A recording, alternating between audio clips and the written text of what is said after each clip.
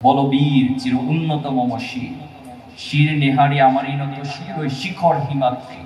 এক একটা শব্দের গাঁথুনি চমৎকার করেছে। সংকল্প কবিতা পড়েছেন নিঃসন্দেহ ওনার। থাকবো না বদ্ধ করে, দেখবো এবার জগৎটাকে কেমন করে ঘুরছে মানুষ যুগান্তরের ঘূর্ণিপাকে।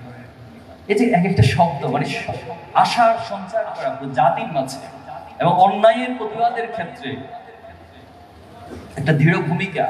আজকে যে আবু সাইদকে আমরা সাহসিকতার প্রতীক হিসেবে দেখছি, আবু সাইদ নজরুলদের কবিতা পড়ে, আমরা যারা এখানে আছি এই নজরুলদের কবিতা পড়ে এই অন্যায়ের বিরুদ্ধে সাহসিকতা প্রদর্শনের সাহস আমরা পেয়েছি।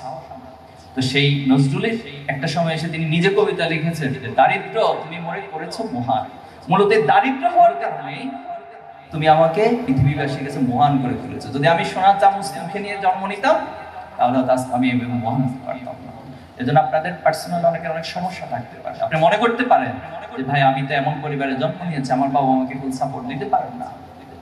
এটাই বরং আপনি কোথায় জন্ম নিয়েছেন, আপনি কোন ঘরে বসবাস করেন, আপনি সারাদিন কি খাওয়া দাওয়া করেন, এটা কোনোদিন কেউ ক্যালকুলেশন করবে না। বরং আপনি কি অর্জন করেছেন, আপনি পৃথিবীকে কি দিচ্ছেন, এটা হলো পৃথিবীবাসী ক্যালকুলেশন করছে। তাহলে আমরা পারবো ইনশাআল্লাহ। ইনশাআল্লাহ আপনার মাঝে একটা দায়িত্ব তুলে দেওয়া হচ্ছে, দায়িত্ববোধকে জাগ্রত করে দেওয়া হচ্ছে, কিছু মেসেজ দেওয়া হচ্ছে যে আপনাকে where you have to go, আপনাকে কোথায় আপনার গন্তব্য।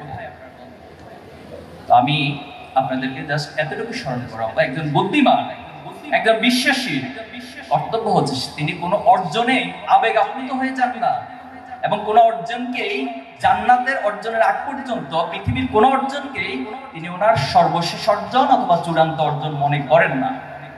বরং প্রত্যেকটা অর্জন পরবর্তী আরেকটা অর্জনের জন্য সাহসিকতা যোগায়, আত্মবিশ্বাস যোগাবে, পরবর্তী অর্জনের জন্য ওনাকে দায়িত্ববোধ জাগ্রত করে দেবে। তাহলে আমরা পারবো সেভাবে নিজেকে তৈরি করতে ইনশাআল্লাহ। আপনার এই লাইফটা কখনো সমান্তরাল ভাবে যাবে না। এটা life is not static way, এটা সমান্তরাল কখনো যায় না। প্রত্যেকটা মানুষের জীবনে একটা উত্থান পতন থাকে। আপনি এসএসসি পর্যন্ত আসতে দেখবেন অনেক সময় আপনাকে কান্না করতে হয়েছে, কোন একটা পরীক্ষায় হয়তো একটু খারাপ করে হয়েছে না, আবার অনেক পরীক্ষা ভালো করে আপনি আনন্দে উদ্বেলিত হয়েছে। আপনার লাইফের মধ্যেও আপনি অনেক দিন অনেক অনুভূতি জাগ্রত হয়েছে যেটা আপনাকে কষ্টে একেবারে ধুমড়ে মুছড়ে ফেলেছে। সেটা আপনার ফ্যামিলিগত লাইফ হইতে পারে, একাডেমিক লাইফ হইতে পারে, টোটাল ফ্রেন্ডস যে কমিউনিটি রয়েছে, বন্ধু বান্ধব, তাদের মধ্যে হইতে পারে, অনেক ক্ষেত্রে ঘটেছে। এজন্য আল্লাহ তাআলার একটা নীতিমালা আছে কোরআনে, ইন্না মাআল উসরি ইউসরা বা ইন্না মাআল উসরি ইউসরা। অর্থাৎ একটা জিনিস কঠিন হয় আবার সহজ হয়, আবার সহজ হয়, আবার কঠিন। আমাদেরকে এই বাস্তবতাটা উপলব্ধি করতে হবে আজকের এই প্রোগ্রাম থেকে। আমাদেরকে কখনো হতাশ হওয়া যাবে না, স্বপ্ন দেখতে হবে। আমি শুরুতে আপনাদেরকে একটা গোল ঠিক করার জন্য, আসলে আপনি কি চান? আপনি কি শুধু একটার পর একটা এ প্লাস চান?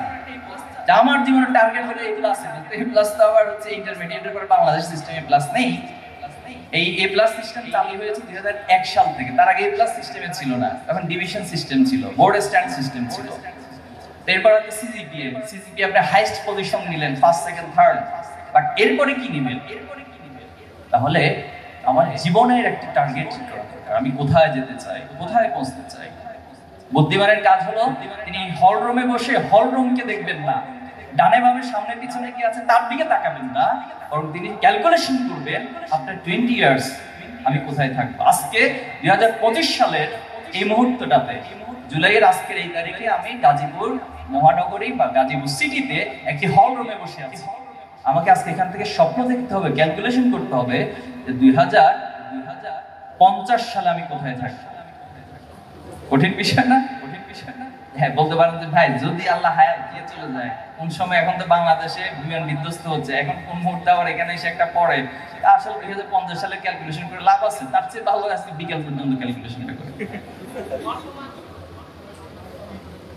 এখানে এই শিক্ষাটা, আপনার হায়াত কখন শেষ হবে আপনি জানেন না, বাট এটা হচ্ছে ইউনিভার্সাল ট্রুথ। আপনি এই হায়াত শেষ এবং মৃত্যু শেষ হবে, বাট যতদিন আল্লাহ তাআলা আপনাকে হায়াত রাখে আপনি আপনার এই স্বপ্নগুলোকে নিজের জন্য, সমাজের জন্য দেখবেন এবং সেখানে নিজেকে পৌঁছে দেবেন। বারাক ওবামার নাম নিঃসন্দেহে আপনারা শুনেছেন, জানেন।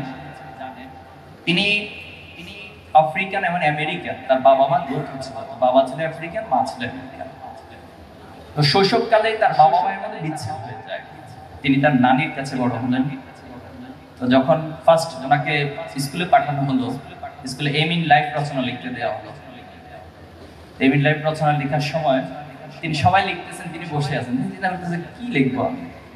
আমার তো বাবা মাকে আমাকে শিখাই দেন আমার এম ইন লাইফ, আমাদের তো শিখাই দেয় ডাক্তার হয়ে বাবা, ইঞ্জিনিয়ার হয়ে অনেক কিছু শিখিয়ে দেয়। তো তিনি ওনার ম্যাডাম ছিলেন ক্লাসে, ওনাকে জিজ্ঞেস করলেন যে ম্যাডাম, পৃথিবীতে সবচেয়ে ভালো এম ইন লাইফ কি আছে একটা বলুন আমাকে। তো ম্যাডাম চিন্তা করলো যে সবচেয়ে ভালো, সবচেয়ে হাইস্ট পজিশন, যেহেতু আমেরিকা পৃথিবীর পরাশক্তি, তুমি যদি আমেরিকার প্রেসিডেন্ট হতে পারো তাহলে এটা হবে পৃথিবীর সবচেয়ে বড় এম ইন লাইফ। পৃথিবী, খেয়াল করো, পৃথিবীর সবচেয়ে বড় এম ইন লাইফ। তো তিনি লেখা শুরু করলেন, I want to B the president of United states. লেখা শুরু করলেন ওনার এম ইন লাইফ রচনা।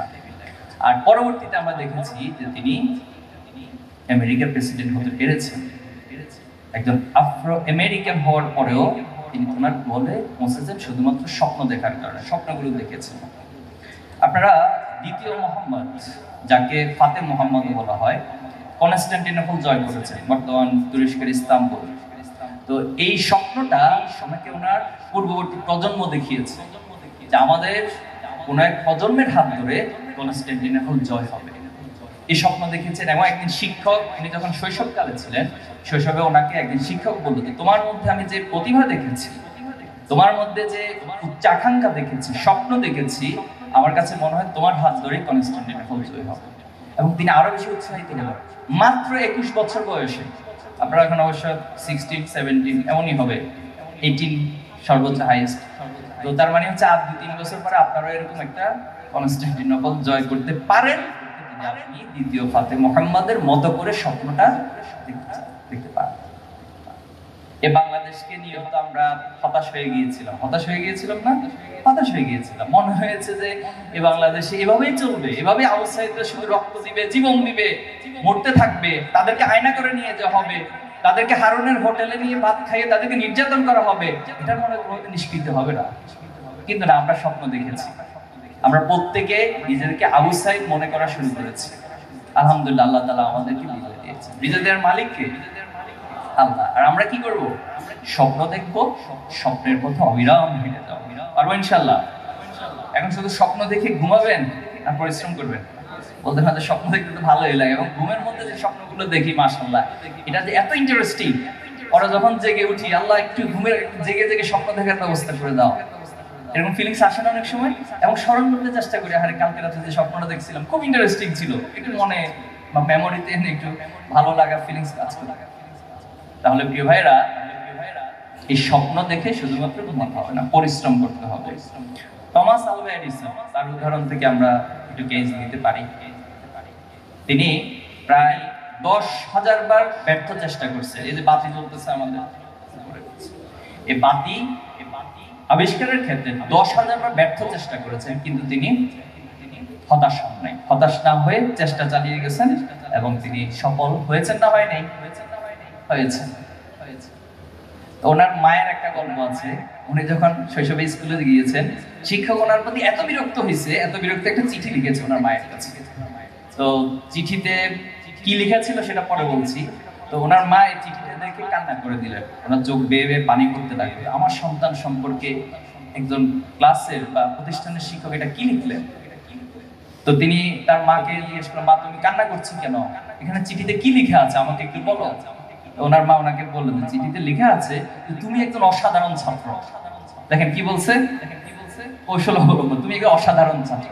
তিনি খুব আনন্দিত হলেন, এবং মায়ের কাছ থেকে এই যে একটা মোটিভেশন পেলেন, এটা ওনার লাইফে বড় ইম্প্যাক্ট তৈরি করছে।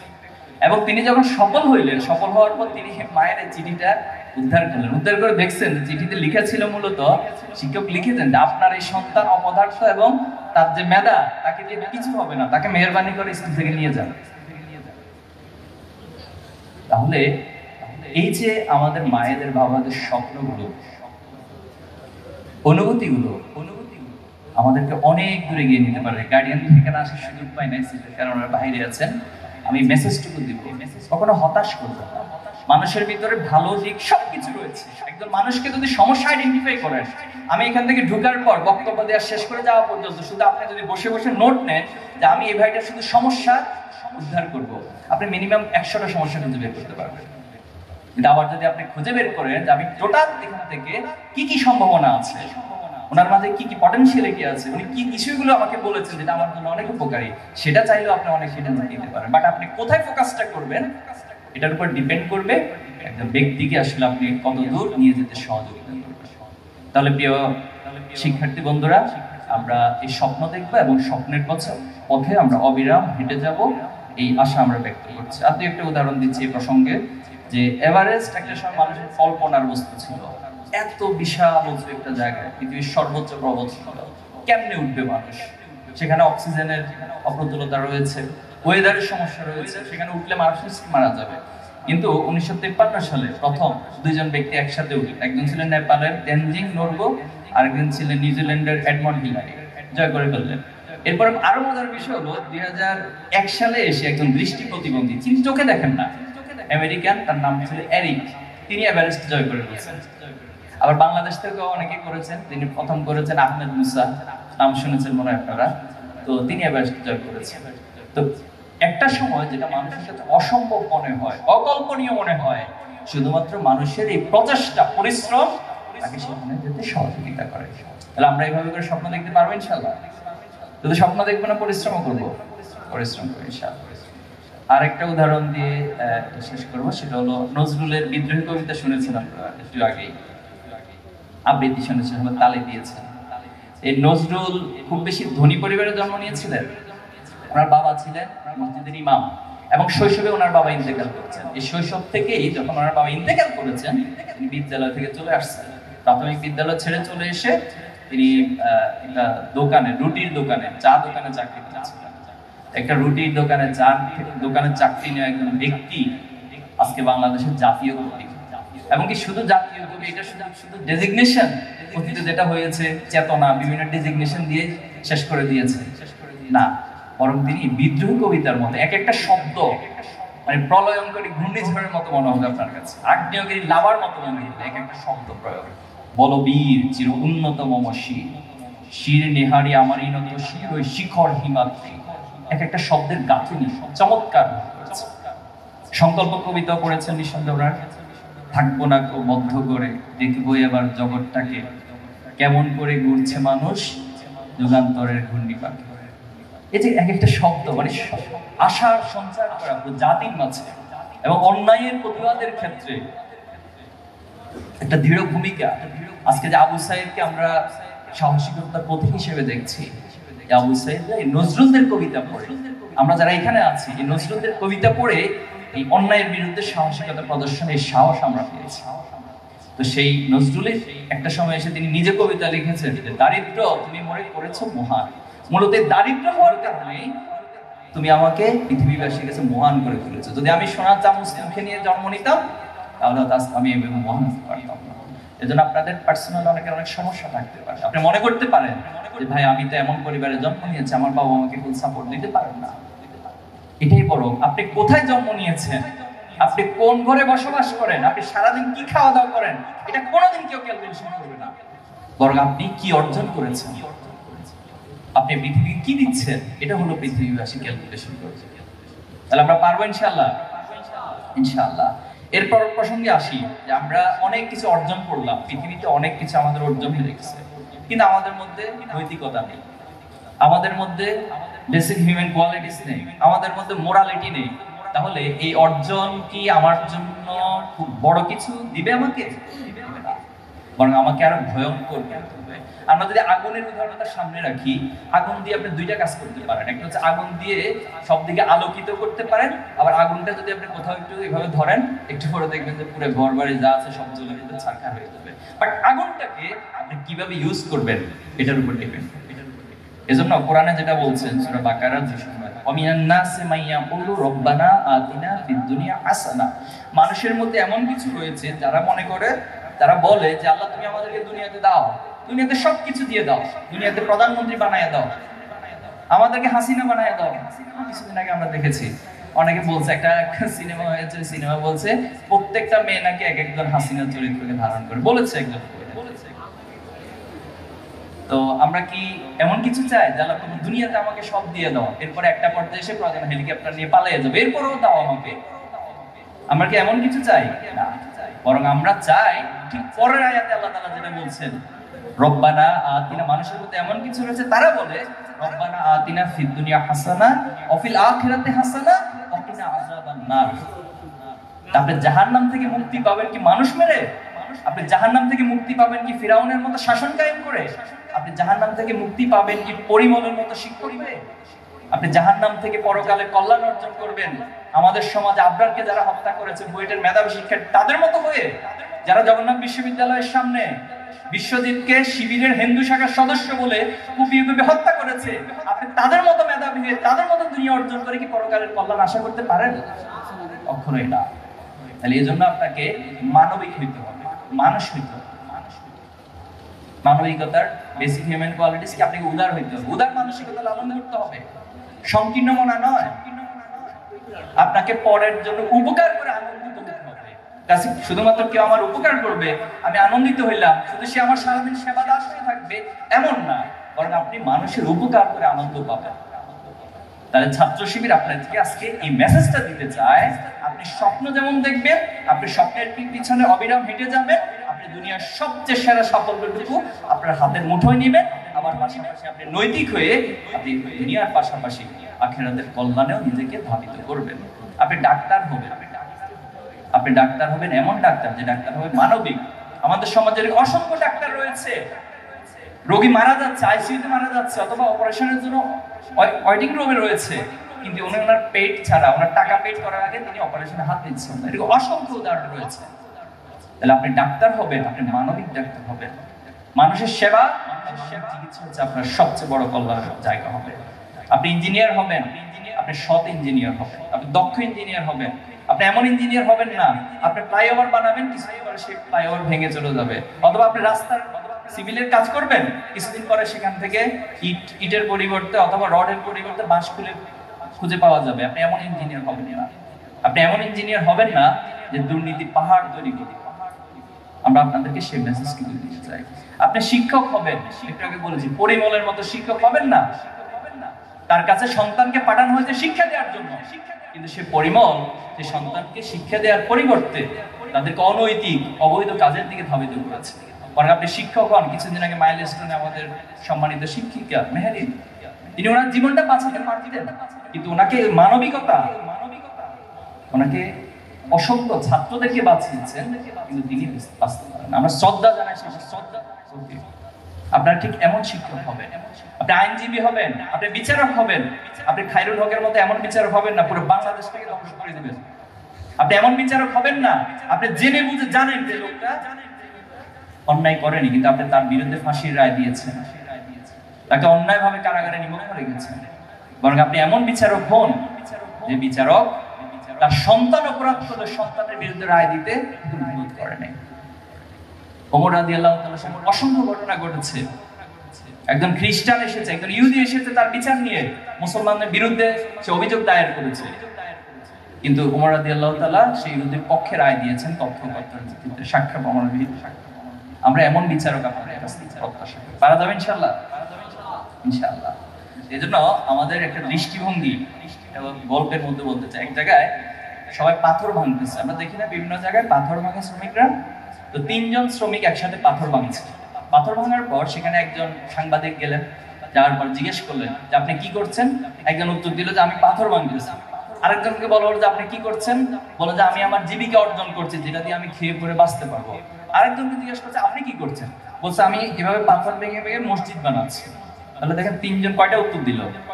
3টা উত্তর দিল। তাহলে আমাদের সবকিছু অর্জন ঠিক আছে, আমি পৃথিবীর সবচেয়ে সেরা মানুষ, সেরা অর্জনগুলো করবো, কিন্তু আপনার দৃষ্টিভঙ্গি আপনাকে ঠিক করে দিবে আসলে আপনার আলটিমেটলি কোন অর্জনের দিকে যাচ্ছে। তাহলে যিনি পাথর ভাঙছেন, যিনি জীবিকা অর্জন করছেন, সবই ঠিক আছে, কিন্তু মসজিদ বানানোর এই অনুভূতি ওনাকে একটা অনন্য মাত্রায় কিন্তু উত্তীর্ণ করেছে। তাহলে আমরা আমাদের এই সবকিছু অর্জনের পাশাপাশি আল্লাহর সন্তুষ্টি এবং এই সমাজের প্রতি, আজকে সবচেয়ে দুর্ভাগ্য হলো ওয়েস্টার্ন আমাদেরকে শিখায় ইন্ডিভিজুয়ালিজম, যে আমিত্ব, যে আমি সব, আমার ফ্রিডমের কথা বলে তারা হচ্ছে কালেকটিভনেসের জায়গাটাকে ধ্বংস করে দেয়। আবার আরেকটা গ্রুপ আছে পৃথিবীর অপর প্রান্তে, তারা হচ্ছে সবকিছু কালেকটিভকে গুরুত্ব দিতে গিয়ে ইন্ডিভিজুয়ালিজমকে ধ্বংস করে দেয়।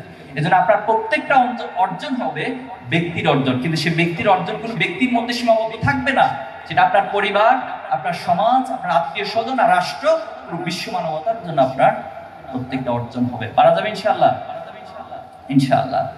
আমরা একটু শেষের দিকে চলে যাই, বক্তব্য তো অনেক হয়ে গেল, শেষের দিকে যাই। আপনার জন্য এই যে অর্জন করতে চান, এত কিছু করতে চান, বেশ কিছু চ্যালেঞ্জ রয়েছে।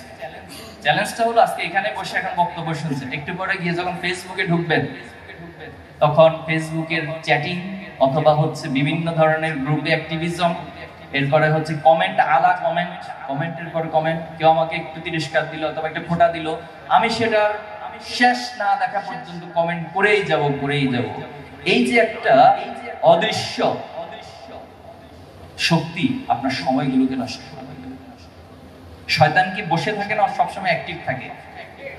আর সে হলো আমাদের তো ধারে কাছেও আসে না, তাই তো? মানে এখানে যারা আছেন শয়তান জীবনে কোনোদিন ভাই আমার ধারে কাছে আসার সাহসই পায় না। কে কি আছেন এমন? আচ্ছা, শয়তান আসার পরে কি করে? যে ওয়াসওয়াসা দেয়। এরপরে এমন ভাবে বিষয়টাকে আমার মাথায়, মন মস্তিষ্কে তুলে ধরে, আমার কাছে মনে হয় এটাই রাইট। তো এই ডিভাইস এবং এই আসক্তিগুলো আমাদের অনেক প্রোডাক্টিভিটিকে নষ্ট করে দিচ্ছে। আজ থেকে যদি আপনি 30 বছর আগে ফিরে যান, 20 বছর আগে ফিরে যান, তখন সময় কাটানোর জন্য বই হাতে নিত শিক্ষার্থীরা।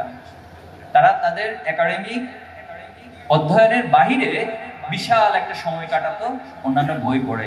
সম্প্রতি একটা গবেষণা যেটা উঠে এসেছে পরিসংখ্যানে, বর্তমান শিক্ষার্থীদের, টোটাল জেনারেশন শিক্ষার্থীদের মাঝে 80% শিক্ষার্থী তার একাডেমিকের বাহিরে কোনো অধ্যয়নের সাথে সম্পর্ক নাই। অনলি 20% শিক্ষার্থী তারা তাদের একাডেমিকের বাহিরেও অন্যান্য জ্ঞান অর্জনের পিছনে সময় কাটায়। তাহলে বুঝেন রেশিওটা কোথায় চলে যাচ্ছে।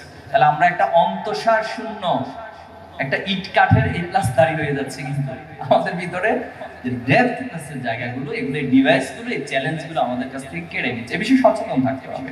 নাম্বার 2 হচ্ছে হারাম রিলেশনশিপ। এই প্রবণতাটা বিগত সময়ের তুলনায় বর্তমান সময়ে এসে অনেক কিছু বেড়ে গেছে, অনেক দূর বেড়ে গেছে। তো আমাদেরকে মাঝে মাঝে জিজ্ঞাসা করে, ভাই যারা ছাত্র শিবির করে, আপনারা কি হারাম রিলেশন বা প্রেম এটাকে অ্যালাউ করেন কিনা? তো দেখুন, ছাত্র শিবির কোনটা অ্যালাউ করে, কোনটা অ্যালাউ করে না, তার চেয়ে বড় প্রশ্ন হলো আপনার রব সৃষ্টিকর্তা কোনটাকে অ্যালাউ করে, কোনটা অ্যালাউ করে না। আপনি কি সেটার উপর আমল করবেন, নাকি কোনো সংগঠন কি বলেছে সেটার উপর আমল করবেন? আপনাকে আপনার রবের উপর আমল করতে হবে। আপনার ইসলাম কি বলে, আপনার ধর্ম কি বলে? আপনি এখানে হিন্দু ধর্মের আসতে পারেন, আপনার হিন্দু ধর্ম কি আপনাকে হারাম রিলেশনে জড়িয়ে যাওয়াকে অ্যালাউ করছে? সবচেয়ে বড় কথা, আপনার গার্ডিয়ানরা আছে, আপনি গার্ডিয়ানকে গিয়ে জিজ্ঞেস করুন তো, বাবা আমি একটা হারাম রিলেশনে জড়িত হতে চাই, তুমি কি আমাকে অনুমতি দিবা? এবার আসেন, এখন তো হাসছেন, আপনারাও তো কোনো একদিন বাবা মা হবেন। আপনি একটু কল্পনা করুন তো, যে আপনার যে সন্তান হবে, ছেলে হোক বা মেয়ে হোক, সে একটা হারাম রিলেশনে জড়িয়ে যাক, আপনি এটাকে খুব অ্যাপ্রিশিয়েট করবেন, নাকি বলেন আপনার কষ্ট, আপনার হৃদয়টাকে ভেঙে দিবে সেটা? তাহলে ঠিক এখান থেকে আমাদেরকে শিক্ষাটা নিতে হবে, যে জিনিসটা আমার জন্য ক্ষতিকর, যে জিনিস আমার বাবা চায় না, যে জিনিস আমার মা চায় না, যে জিনিস আমার সৃষ্টিকর্তা চায় না, সমাজ সাপোর্ট করে না, তাহলে সেই জিনিসকে আমি কেন সাপোর্ট করবো, কেন এলাও করবো? এজন্য খুব বেশি সচেতন থাকবে। মনে রাখবেন, এই জিনিসটা আপনার জীবনকে একেবারে ধ্বংসের অতল গ্রহ করে নিয়ে যাবে। এজন্য আমি, যারা আছেন ভাই এবং বোনেরা, সবিনয় অনুরোধ করবো আপনাদেরকে অনেক অনেক বেশি সচেতন থাকবেন এই হারাম রিলেশনশিপ নিয়ে। এরপর হচ্ছে আমার খারাপ বন্ধু, আমার জন্য অনেক বড় চ্যালেঞ্জ। এই খারাপ বন্ধুর মধ্য দিয়ে মূলত শয়তান আমাকে প্ররোচনা দেয়, আমাকে একটা জায়গা থেকে আরেকটা জায়গায় ধাবিত করে নিয়ে যায়। যেন খারাপ বন্ধু সম্পর্কে খেয়াল করবেন যে আমাকে আমার বন্ধু কোন গাইডলাইনের দিকে নিয়ে যাচ্ছে, পরামর্শটা কোন দিকে নিয়ে যাচ্ছে, আমাকে কি ভালো হওয়া, আমাকে দিন দিন সমৃদ্ধ হওয়ার দিকে নিয়ে যাচ্ছে, নাকি আমাকে খারাপের দিকে নিয়ে যাচ্ছে। এই চিন্তা করে বন্ধুর সাথে সম্পর্ক রাখবেন, অথবা সম্পর্ক কাট করে দেবেন। পারবেন ইনশাআল্লাহ? আপনার জীবনে আমূল পরিবর্তন করবে। জাস্ট একটা সিদ্ধান্ত যদি নিতে পারেন, বন্ধুকে অবজারভেশন করবেন, বন্ধু কোন দিকে আমাকে নিয়ে যায়, এরপরে ডিসিশন নেন সম্পর্ক থাকবে কি থাকবে না। শিক্ষার্থী বন্ধুরা, আসলে আমাদের করণীয়, কয়েকটি করণীয় বলবো, জাস্ট 2-3টা পয়েন্ট বলে শেষ।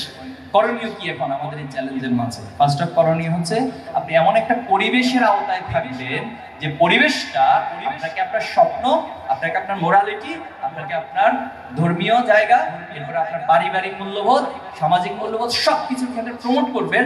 এরকম একটা পরিবেশে সবসময় থাকার চেষ্টা করবেন। Number 1 point. এখন এই পরিবেশে থাকার ক্ষেত্রে কি করতে হবে আপনাকে?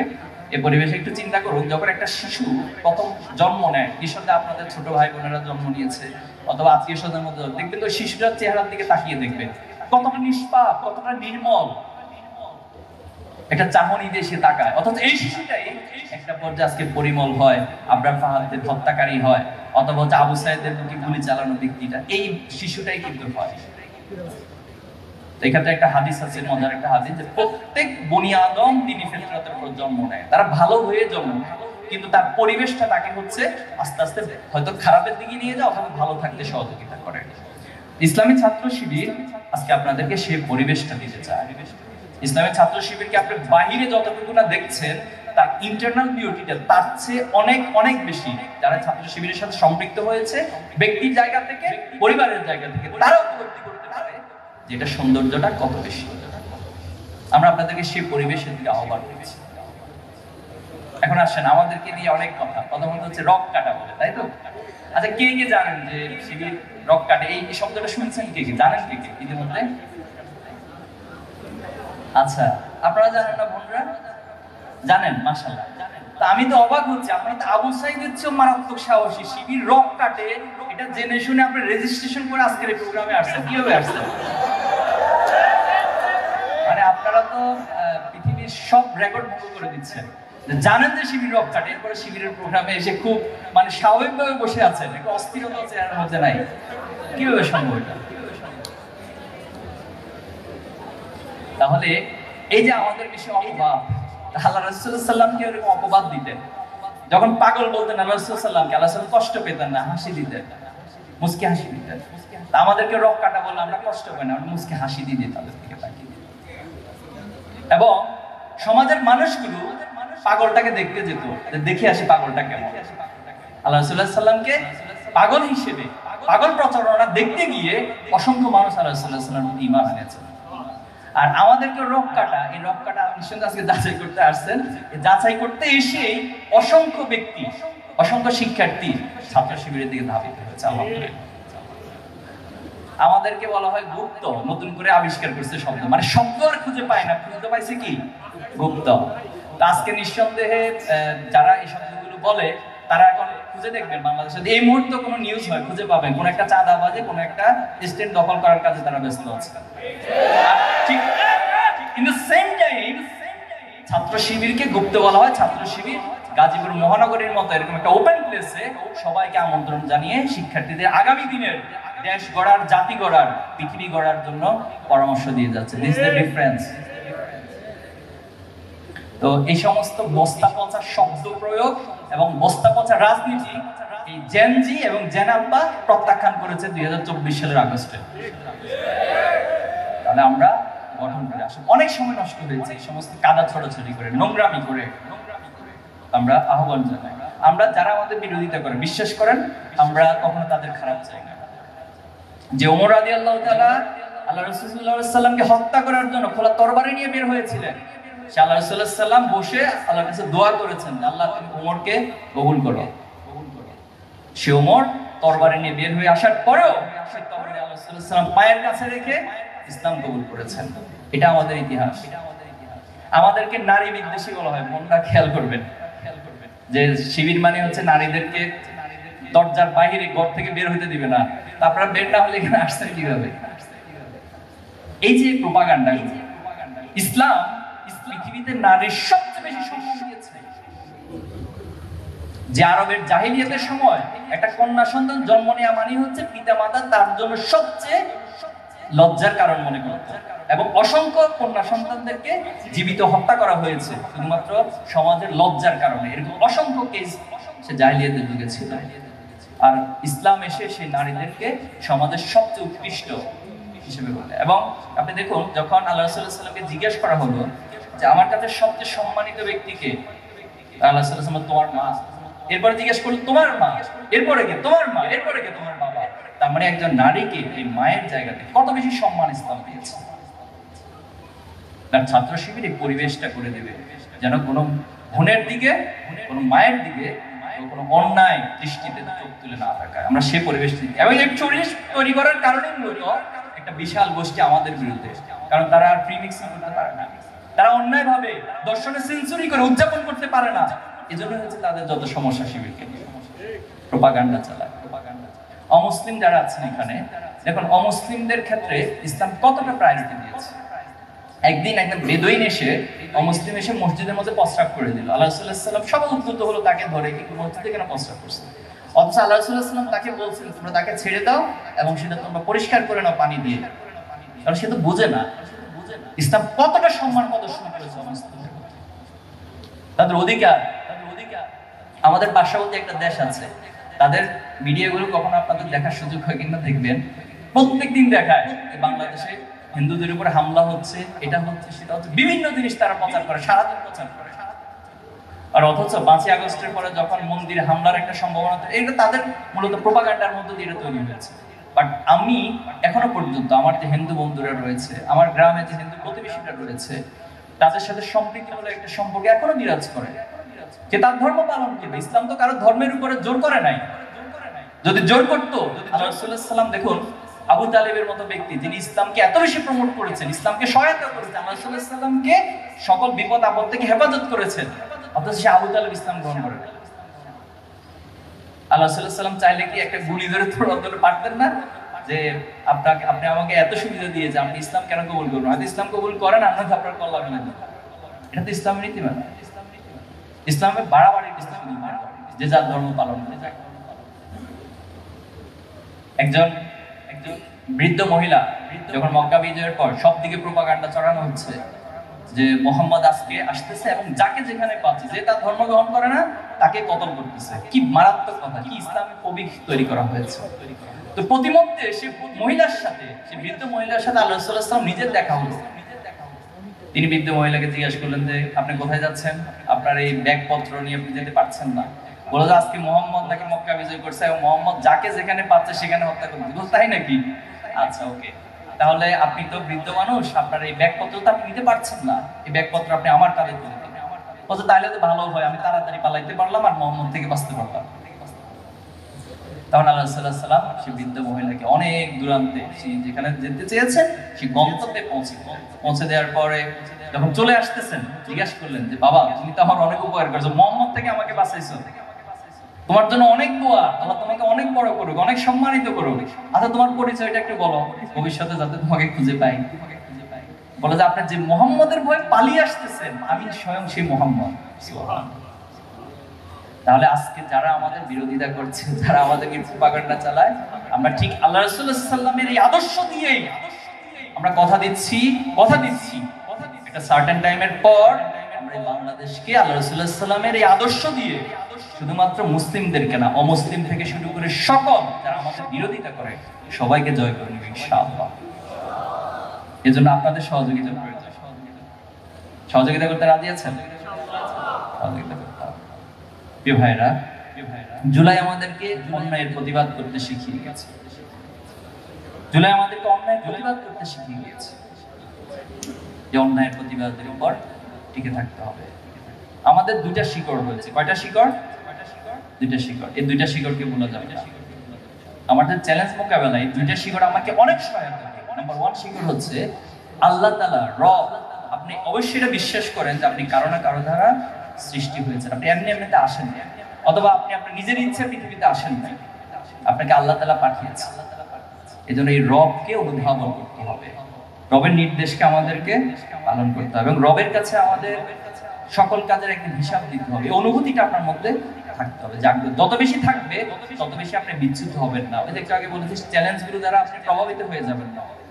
আপনি যখন মনে করবেন যে আল্লাহ তাআলা আমাকে সব সময় দেখছেন, আমার বাবা মা আমাকে সারাদিন পাহারা দিয়ে রাখা সম্ভব না, আমাকে আমার শিক্ষকরা সারাদিন পাহারা দিয়ে রাখা সম্ভব না, আমাকে আমার দায়িত্বশীলরা সারাদিন পাহারা দিয়ে রাখা সম্ভব, ছাত্র শিবির আপনাকে সারাদিন পাহারা দিয়ে রাখা সম্ভব না, কিন্তু ছাত্র শিবির আপনার মাঝে এই ভয়টা সৃষ্টি করতে চায় যে আপনি যদি ভালো কাজ করেন তাহলে কিয়ামতের দিন এবং এই দুনিয়াতেও আপনি ভালো বিধান পাবেন, ভালো ফল পাবেন। আর যদি আপনি কোনো অন্যায় করেন সময় নষ্ট করেন, হারাম কাজে সম্পৃক্ত হয়ে যান, তাহলে আপনি শুধুমাত্র পরকালীন নয়, দুনিয়াতেও ক্ষতিগ্রস্ত হবেন। এই অনুভূতিটা আমাদের মাঝে জাগ্রত হতে চায়। নাম্বার 2 এবং শেষ যে কথাটা, সেটা হলো পিতামাতার সাথে কখনো কোনো অবস্থায় অবাধ্য আচরণ করা যাবে না। পারবেন? পারবেন কিনা এটা? আপনারা তো পিতামাতা হবেন। আপনি কি লাস্ট মাইলস্টোনের যে ঘটনাটা, বাবা মায়েদের যে আকুতিটা দেখেছেন? একজন মা তার সন্তানকে খুঁজতেছে অনেকক্ষণ, কয়েক ঘন্টা খুঁজতে খুঁজতে পাচ্ছেন না। পরে যখন সেই সন্তান কোন একটা জায়গায় দাঁড়িয়ে একটা চ্যানেলের কাছে তিনি সাক্ষাৎকার দিলেন, ঠিক সেই মুহূর্তে মা তার সন্তানকে খুঁজে পেলেন এবং কি একটা আবেগ দৃশ্য সেখানে অবতারিত হলো। কতটা ভালোবাসেন আমাদের পিতামাতারা আমাদেরকে।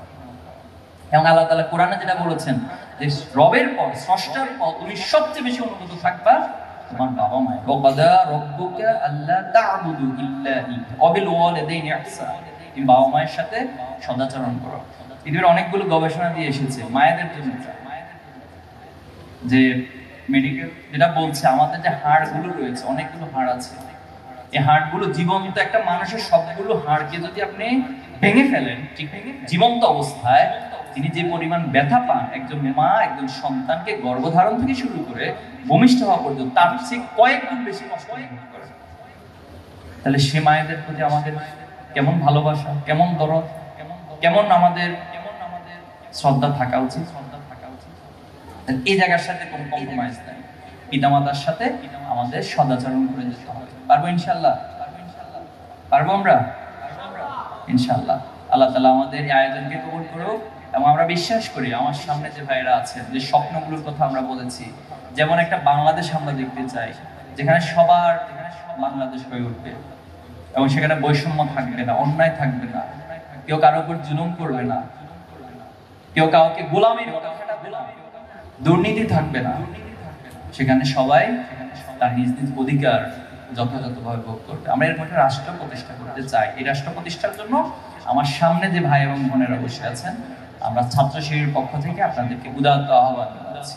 আপনাদের মধ্য থেকে আগামী আবু বকর তৈরি হবে, আগামীর আইনস্টাইন তৈরি হবে, আগামীর আলী তৈরি হবে, আগামীর ওমর তৈরি হবে, আগামীর এক একজন আবু সাইদ লেগেসি বহন করে আবরার ফাহাদের মতো ব্যক্তিত্ব তৈরি হবে, সালাউদ্দিন আইয়ুবীর মতো।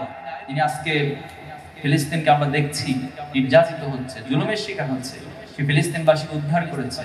এজন্য আমরা কোনো সালাউদ্দিন আইয়ুবী, আমরা কোনো আবু বকর, কোনো ওমর কারোর জন্য অপেক্ষা করবো না। বরং আপনারা যদি সিদ্ধান্ত নেন, এক একজন নিজেকে এভাবে সালাউদ্দিন আইয়ুবী হিসেবে তৈরি করবো, ওমর হিসেবে তৈরি করবো, আলী হিসেবে তৈরি করবো, তাহলে শুধুমাত্র আমাদের আজকের এই মেসেজ এবং আমাদের আয়োজন সফল হবে। আপনারা আমাদের সাথে একমত আছেন এই আয়োজনকে সফল করতে? তাহলে পারবেন নিজের লক্ষ্যে পৌঁছার জন্য আপ্রাণ প্রচেষ্টা চালিয়ে যেতে? আল্লাহ আমাদের সবাইকে তৌফিক দান করুক। এবং আমরা কাজী নজরুলের সেই কথা দিয়ে শেষ করছি, আমি সেই দিন হব শান্ত যেদিন উৎপীড়িতের ক্রন্দন রোল আকাশে বাতাসে থামিবে না। আমি সেই দিন হব শান্ত ইনশাআল্লাহ। আসসালামু আলাইকুম। দুর্বলতার কারণে উত্তীর্ণ হতে পারেনি, আমরা তাদের জন্য দোয়া করছি এবং আজকের এই প্রোগ্রাম থেকে তাদেরকে মেসেজ দিচ্ছি, বন্ধুরা তোমরা হতাশ হও না, তোমরা এগিয়ে আসো, আগামী দিনে ভালো করবে। এরপরে যেটা বলবো যে এই 13 লক্ষ থেকে জিপিএ 5 পেয়েছে কত? 1,39,000। তো এই 1,39,000-এর মধ্যে হচ্ছে আপনি পার্সোনাল একটা ইন্ডিভিজুয়াল সত্তা, আপনার জিপিএ 5 পেয়েছে। এজন্য আপনাদেরকে কংগ্রাচুলেশন আবারও জানাচ্ছি, সবাইকে আবারও অভিনন্দন। এখন আসুন, আপনি এখন যে পজিশনে আছেন এখান থেকে আরো অনেক দূর আপনাকে যেতে হবে। আপনার সামনের রাস্তা এখনো অনেক বিশাল। জাস্ট একটা রাস্তার কথা বলি, আপনারা এখানে যারা আছেন নিঃসন্দেহে এইচএসসি এবং ইন্টারমিডিয়েটে ভালো ফলাফল করবেন সে প্রত্যাশা রাখছি। বাট এইচএসসি এবং ইন্টারমিডিয়েটে ভালো ফলাফলের পর যে টার্গেটটা সবারই থাকে, প্রত্যেক মেধাবী শিক্ষার্থী থাকে, সেটা হলো তিনি একটা পাবলিক ইউনিভার্সিটি অথবা সরকারি মেডিকেল অথবা কোনো এক জায়গায় ভর্তি হবে। সবার আছে না ইচ্ছা? সালাউদ্দিন আইয়ুবী ভাই আপনাদেরকে হাত তুলিয়েছে, ডাক্তার হইতে চাইছেন, ইঞ্জিনিয়ার হইতে চাইছেন, আরো অনেক কিছু হতে চাইছেন, আরো অনেক কিছু হবেন ইনশাআল্লাহ। কিন্তু মজার বিষয় হচ্ছে এই 1,39,000-এর জন্য বাংলাদেশে পাবলিক ইউনিভার্সিটি এবং মেডিকেলে কোনো আসন নেই সবার জন্য। তাহলে কত আসন আছে? পাবলিক ইউনিভার্সিটিতে আসন সংখ্যা 57,099টি আসন। সকল পাবলিক ইউনিভার্সিটি একবারে বুয়েট থেকে শুরু করে ঢাকা ইউনিভার্সিটি থেকে শুরু করে যতগুলো কত আছে বলুন? 57,099টি। সবগুলো সরকারি মেডিকেল যোগ করলে সেখানে আসন সংখ্যা দাঁড়াচ্ছে ৪,৩৫০। দুটো যোগ করলে কত দাঁড়াচ্ছে? ৬১,৪৪৯। আর আপনি এ প্লাস পেয়ে বসে আছেন কতজন? তাহলে বাকিদের অবস্থা কি হবে? বাকিদের জন্য আল্লাহ রাস্তা বের করে দেবে সবাই মতো ইনশাআল্লাহ। তো এই পরিসংখ্যানটা আপনাদেরকে বলার উদ্দেশ্য হচ্ছে কতটা কম্পিটিশনের মধ্য দিয়ে আপনাকে যেতে হবে। ১৯ লক্ষ থেকে ১৩ লক্ষ, ১৩ লক্ষ থেকে ১ লক্ষ, ১ লক্ষ থেকে আবার সেটা এসে দাঁড়ালো ৬১,০০০। সেখানে আপনাকে একটা আসন যদি নিশ্চিত করতে না পারেন, সেদিন যে হতাশাটা আপনার মধ্যে তৈরি হবে, এ বিষয়ে আজকে আপনাকে সচেতন হতে হবে, আপনাকে সচেতন হতে হবে। পারা যাবে ইনশাআল্লাহ। এই প্রোগ্রামের আয়োজন আপনাদেরকে একটা ক্রেস্ট, কিছু গিফট আইটেম, একটা ফুল, একটা উত্তরীয়, সাথে মনে হয় খাবারের বক্স আছে না? যাওয়ার সময় একটা খাবারের বক্স থাকবে। তো এর মধ্য দিয়ে শেষ না, বরং